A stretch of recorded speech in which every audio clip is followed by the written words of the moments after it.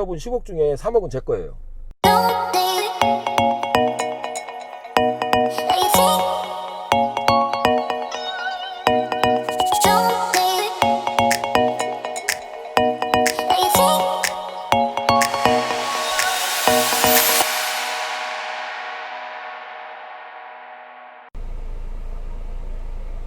안녕하십니까. 태국에 사는 남자, 태국 전시장입니다. 오늘은 태국에 있으면서 가장 조심해야 될 거에 대해서 이야기를 해보려고 합니다.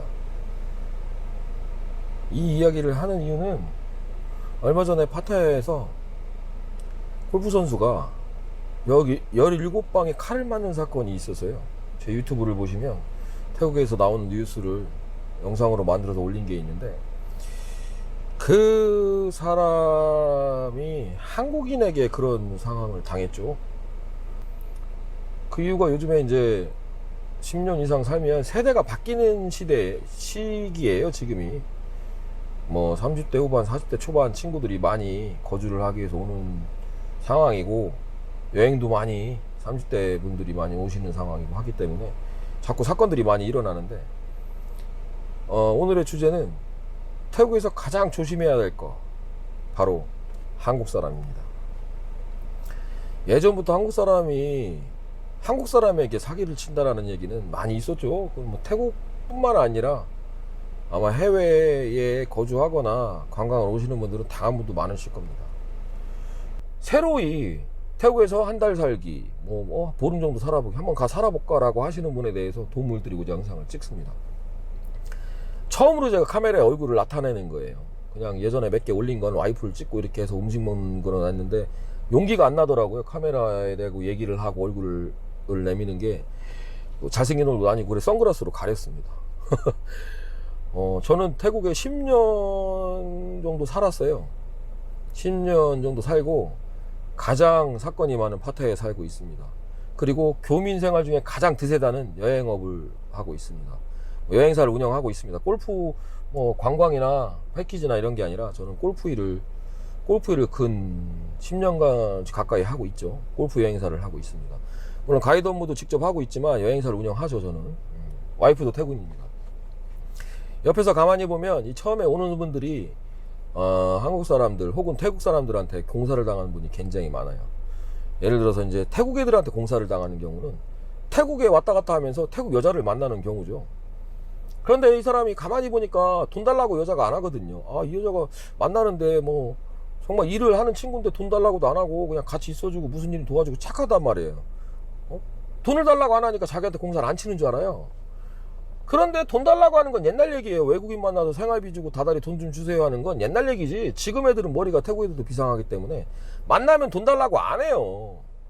처음에 만나서 돈을 받고 일을 할지언정 그 사람이 돈이 있는 사람이다 없는 사람이다 여기 살 사람이다 아닌가 파악을 합니다. 그래서 이 사람이 돈이 좀 어느 정도 있고 여기 정말 어떤 사업이라도 할 사람이면 돈을 안 달라고 안 해요. 태국 애들 여자애들도. 그러면 이제 서로 살면서 이제 같이 동거를 하면서 공사를 치죠. 뭘 할까 뭐 할까. 여자친구가 돈 얘기도 안 하고 자기 위해서 이것저것 돈을 대려 쓰니까 믿거든요. 그러면 여자친구가 마사지 샵을 해라 한국 식당을 해라 그러면 이제 거기서 이제 공사하면서 공사를 친다거나, 자기도 이제 힘든 일을 안 하고 살 수가 있으니까 같이 있지만, 그래서 태국 여자가 돈을 바라지 않는다고 해서 무조건 이 친구들을 믿는다는 건 또 말이 안 되는 겁니다. 이 친구들이 한국 사람도 위험하지만 이 친구들도 굉장히 위험한 게 뭐냐면, 이 친구들은 한국 사람이 돈이 많은 걸 알아요. 알아서 한국 사람들이 원하는 대로 돈을 주고 필요하면 주고 이런 걸 알기 때문에 왔을 때 거주하려고 하는 사람한테 작업을 하는 사람들이 여자들이 많습니다. 근데 한국 사람들이 위험하다고 하니까 또 태국 여자를 믿고 그렇게 당하는 분도 많아요. 제가 본 것도 마사지샵도 그렇고 식당도 그렇고 차려다가 1년 안에 철수한 분들 많습니다. 여자한테 배신하고. 그렇다고 해서 태국 현지에 있는 사람들인데 여자한테 해코지도 못해요. 왜? 태국 법은 태국인 편입니다.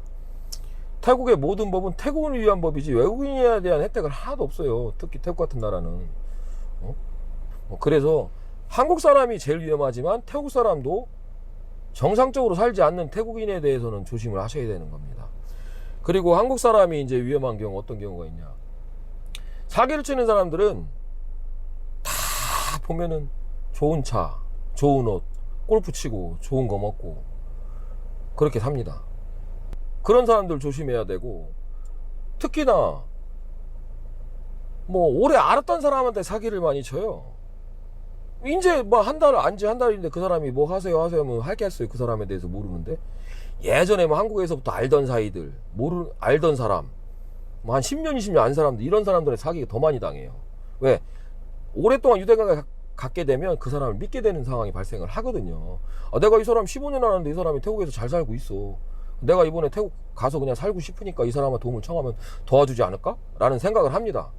근데 그런 사람들은 사업이 실패하든 성공하든 관여를 안 해요. 왜? 나는 먹고 살 수 있으니까. 그냥 도와주는 거예요. 잘 되면 조금 뽀찌 좀 받고, 못 되면은 네가 투자한 거잖아 라고 하는 겁니다. 또 오래 산 교민들이 안 도와주는 경우도 있어요. 그런 경우는 또 이런 경우죠. 제가 만약에 어떤 분이 여기 오셔가지고 도와달라고 요청을 했는데, 제가 열심히 해서 도와줬어요. 근데 이 사람이 잘 됐어.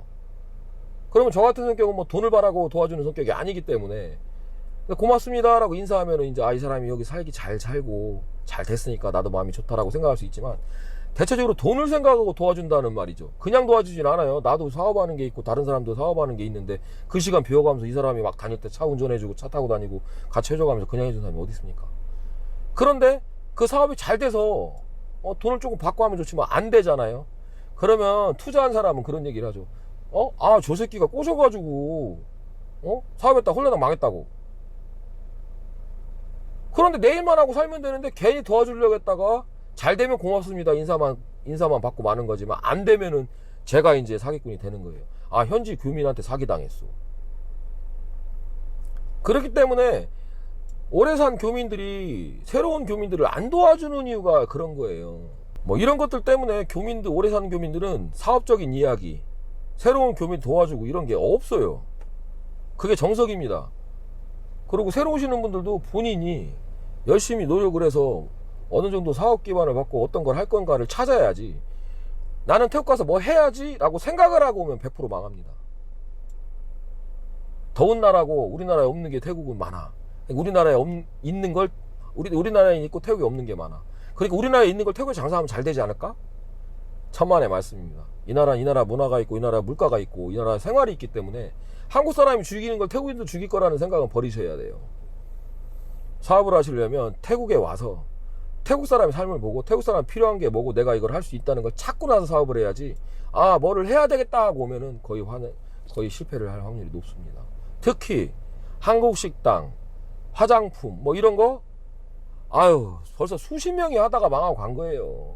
화장품 가게를 크게 시내 차렸다 망한 사람도 있고, 화장품 도매를 하면서 한국에서 물류로 갖고 하다가 한 사람 망한 사람도 있고, 남들이 한국 화장품 좋아한다고 그거 뭐 갖다 하고 남들이 뭐 하니까 하고 다 망합니다. 그런 모든 사업들이 와서 사업을 어떤 걸 할 건가 생각을 하셔야지, 뭘 하자고 해서 온다는 건 거의 실패할 확률이 높은 겁니다. 잘 유념해 두시고요.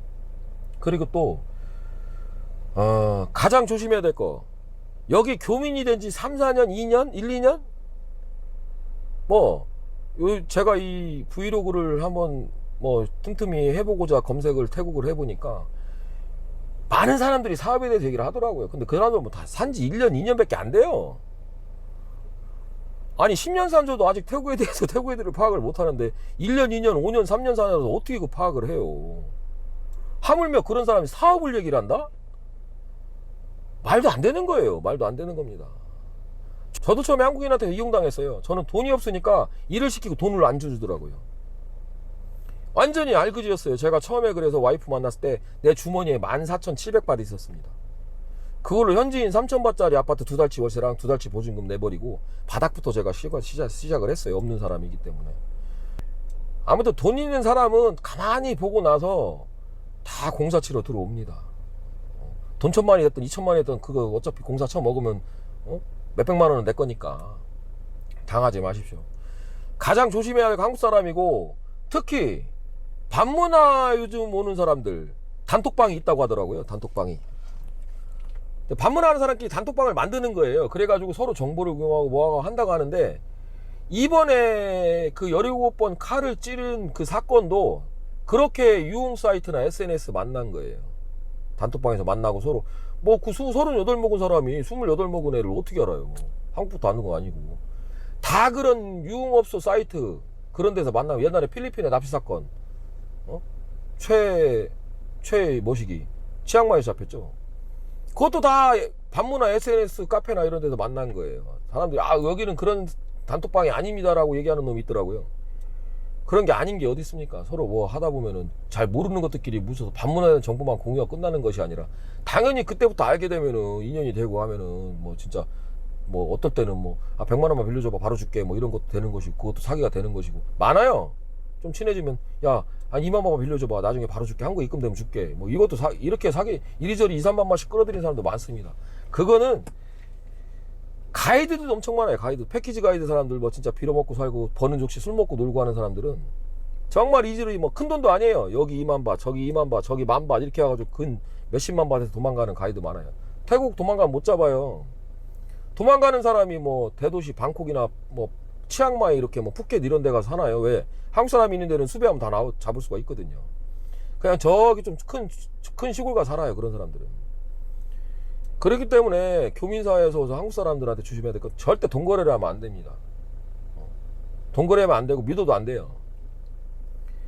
이게 정말 중요한 거예요. 내가 살려면 내가 스스로 터득을 해야 되는데, 한국 사람이다 외로우니까, 외롭고 태국말도 안 되고 하니까 한국 사람 만나서 정보를 좀 얻으려고 한다는 것도 맞는 얘기죠. 필요한 얘기고. 그런데 정말 그러다 잘못 걸리면은 몇 억씩 사게 당합니다. 제가 만약에 여러분 어떤 분이 10억을 들고 온다 그러면 여러분 10억 중에 3억은 제 거예요. 저도 여러분한테 누가 온다 그러면 공사 칠 수 있습니다. 그런 건 어려운 게 아니에요. 법적으로 내가 해결만 하면 되는 거잖아요. 어차피 여기 보면 태국 변호사 사면 되는 거고, 태국에는 경찰이나 내가 아는 사람들이 있으니까 내가 3억 사기치고 내가 해먹으면 내가 알아서 여기서 법적으로 막으면 대사관이 뭐라고 할 거예요. 한국 대사관은 그냥 아무런 힘도 없어요. 태국 내에서. 오래 산 교민들은 스스로 경찰과 친해지고 스스로 변호사들과 친해지고 태국인들과 친하지, 대사관 영사관은 의존도 하지 않습니다. 그냥 여권 잊어버리면 그것 때문에 가는 정도? 대사관도 그래요. 교민들이 사람이나 죽어 나가야 잠깐 얼굴 비치고 가버리지, 뭐 크게 다치고 뭐 이런 거 갖다 오지도 않아요. 대사관을 욕하는 건 아니고요.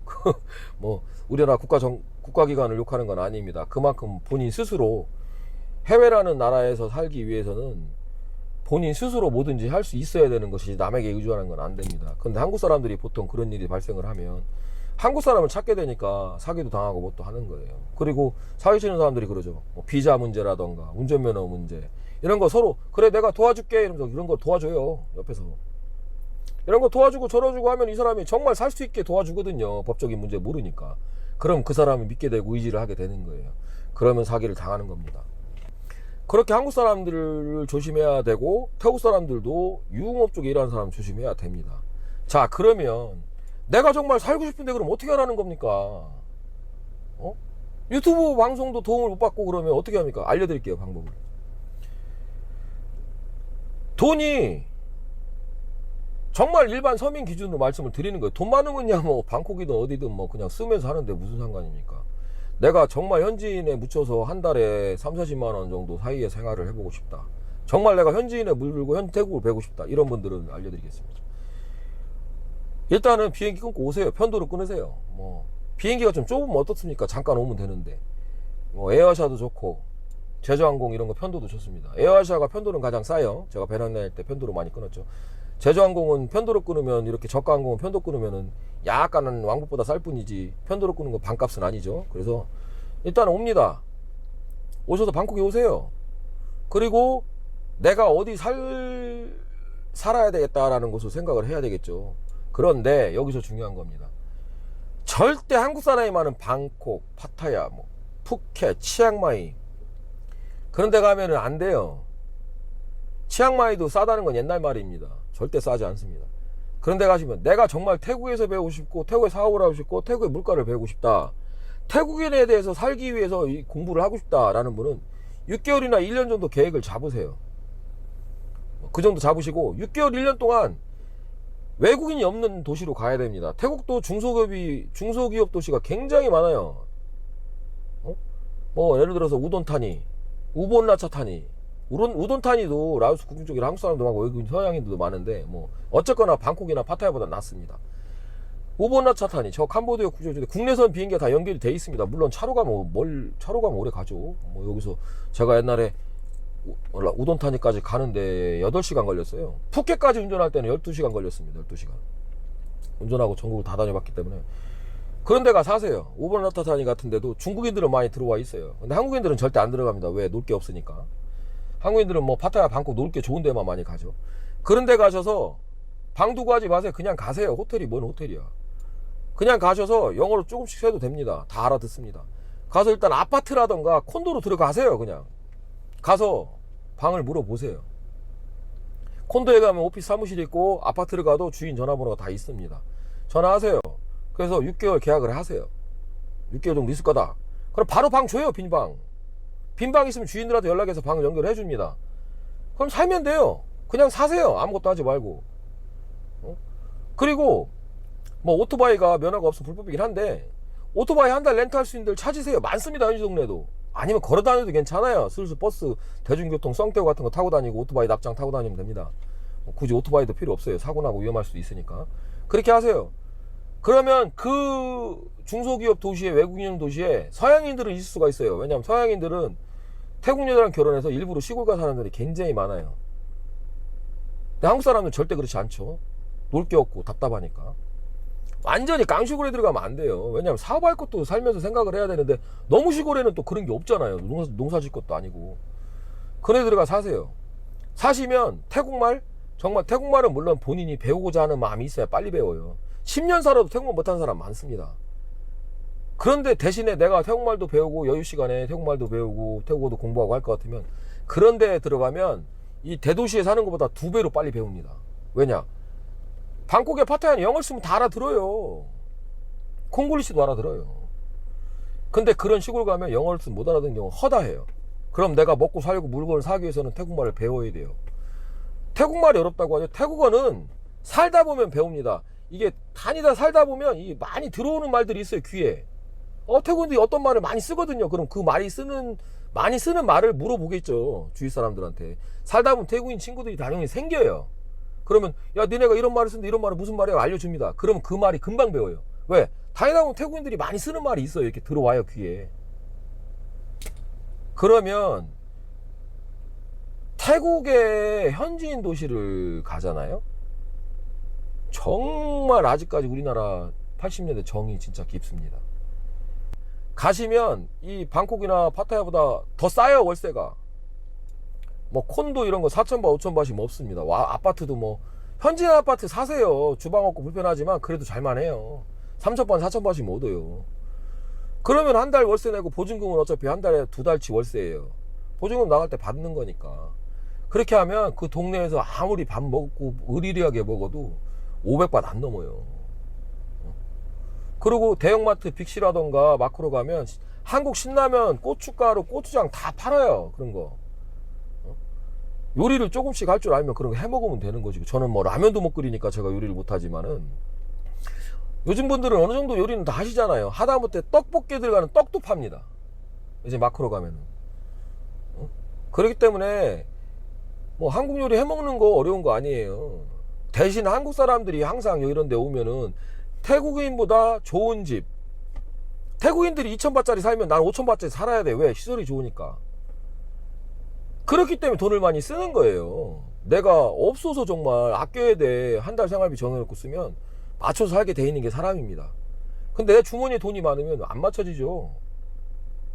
내가 조그만한 집에 살아도 되는데 혼자 사니까 돈이 많으면 큰 집으로 가죠. 응?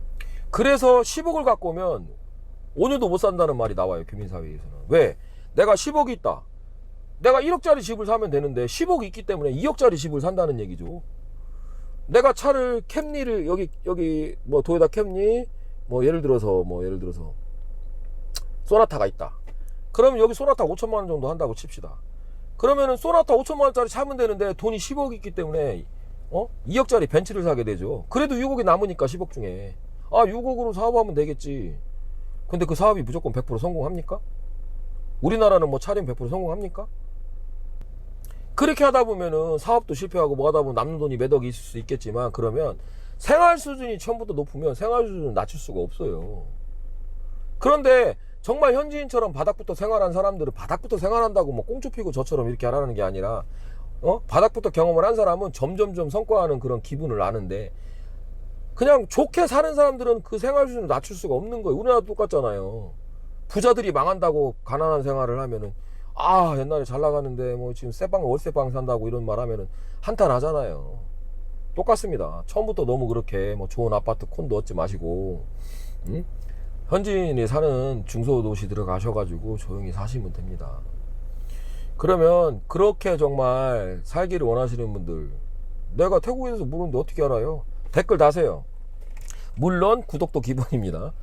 방콕 근교에 사는 뭐 어떤 이런 사람들 다 물가 몰라요. 방콕이나 파타야는 현지 도시가 아니에요. 그냥 벌써 방콕이 수도권이긴 하지만 물가가 센 지는 오래됐고 서울이랑 똑같고, 파타야가 60년대부터 미팔군지대였어요. 60년대. 지금 몇 년도입니까? 2019년도예요. 근 60년, 70년 동안에 여기는 관광지예요. 우리나라 제주도 가면 쌉니까? 우리나라 부산 가면 쌉니까? 그런 도시에 살면서 물가가 비싼 애, 싼 애를 판단하면 안 되는 거예요. 교민 생활을 해보고 싶고 한 달, 두 달 생활을 현지인 통해서 하고 싶은 분들은 중소도시를 가셔서 조용히 한번 느껴보세요. 한 달도 좋고 두 달도 좋고, 그리고 와서 사업을 하고 싶은 분들은 최소 6개월, 1년은 머물러 보시고요. 그렇게 머물러 보시면 이게 보여요, 사업이. 저도 그래 보이더라고요. 근데 저는 남한테 얘기 안 합니다. 제가 하지. 사기치는 놈들이 뭐 좋은 아이템이 돈이 모자라 투자해라 이렇게 얘기하지만, 저는 만약에 좋은 아이템이 있다, 저 혼자 합니다. 정말 내가 자신 있고 정말 좋은 아이템이 왜 남을 끌어들여요? 제가 빚을 내든 뭐라든 제가 사업을 하죠. 돈 버는 일인데 왜 남을 줘요, 그거를? 그렇잖아요? 말도 안 되는 소리입니다. 왜 좋은 수익이 나면 나눠줘야 되잖아요. 그걸 왜 남을 끌어들이세요? 하지만 사기꾼들은 끌어들입니다. 왜냐, 몇 천만 원도 태국에서는 큰 돈이기 때문에 끌어들입니다. 오래 산 사람으로서 조언을 드리는, 남한테 돈 실수하지 말고 남한테 공사 치지 말고 나 혼자 스스로 살 수 있는 걸 찾으세요. 대도시에 있으면 나도 모르게 한국 사람 만나 술 먹게 되고 돈 쓰게 되고 놀게 되고, 그러다 보면 또 유흥업소 쪽 일하는 친구를 만나게 되는 것이고 공사 당하는 것이고, 모든 사건 사고가 터지기에 좋은 곳이 대도시입니다. 중소도시에 가셔서 현지인들 사이에 묻혀서 현지인의 문화와 생활이랑 언어를 배우십시오. 최고입니다. 말을 많이 했는데 오늘 여기까지, 이 내용까지 말씀을 드리겠습니다. 처음으로 제가 얼굴을 비치고 방송을 하고 목소리를 녹음하는데 너무 창피하고, 제가 말은 잘하기 때문에 영상은 잘 찍지만 이 목소리가 또 어떻게 나올까 걱정이 많이 되네요. 아무튼 영상을 봐주셔서 감사드리고, 저의 도움이 필요하시고 정말 교민으로 살아가고 싶은 분들은 댓글 다세요. 그럼 제가 어느 도시를 가서 편하게 사십시오라는 정보와 어떻게 사셔야 됩니다라는 정보는 제가 댓글로 달아드리거나 할 수는 있습니다. 그리고 구독 많이 부탁드립니다. 고맙습니다.